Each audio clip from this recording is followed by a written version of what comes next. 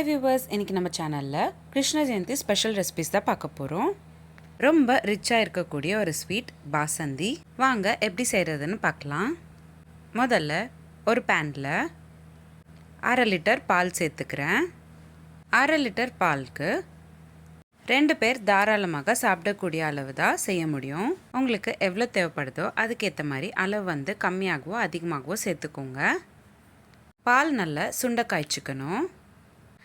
மேலே ஏடு ஃபார்ம் ஆக ஆக வீடியோவில் காட்டுற மாதிரி லேசாக கலந்து விட்டுக்கிட்டே இருங்க.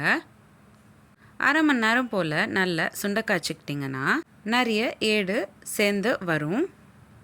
இந்த ஸ்டேஜில் நீங்கள் 50 கிராம் அளவுக்கு சர்க்கரை சேர்த்துக்கணும். நல்லா ஒரு வாட்டி கலந்து விட்டுக்கோங்க. மறுபடியும் 2 நிமிஷம் போல் நல்லா கொதிக்க விடுங்க. சர்க்கரை நல்லா மெல்ட் ஆகிட்டக்கப்புறம் நீங்கள் ஒரு சர்விங் கப்புக்கு மாற்றிக்கிட்டிங்கன்னா ரொம்ப சுவையாக அண்ட் ரிச்சாக இருக்கக்கூடிய பாசந்தி ரெடி ஆகிடும். உங்களுக்கு இந்த வீடியோ பிடிச்சிருந்தா லைக் பண்ணுங்கள், ஷேர் பண்ணுங்கள். இதே மாதிரி டெய்லி ஒரு ரெசிபி பார்க்குறதுக்கு என்னோடய சேனல் சப்ஸ்கிரைப் பண்ணிக்கோங்க.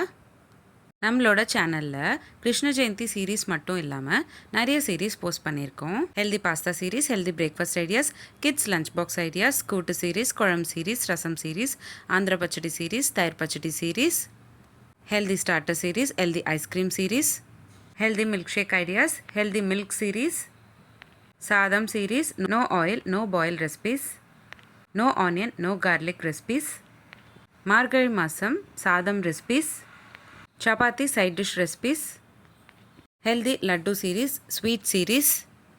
இந்த மாதிரி நிறைய சீரீஸ் நம்மளோட சேனலில் போஸ்ட் பண்ணியிருக்கோம். லிங்க்ஸ் எல்லாமே நான் உங்களுக்கு டிஸ்கிரிப்ஷன் பாக்ஸில் ஷேர் பண்ணுறேன். கண்டிப்பாக செக் பண்ணி பாருங்கள். இந்த வீடியோ எப்படி இருந்ததுன்னு எனக்கு கமெண்ட் பாக்ஸில் கமெண்ட் பண்ணுங்கள். மீண்டும் சந்திப்போம் ஒரு சுவையான ரெசிபியுடன். தேங்க்யூ.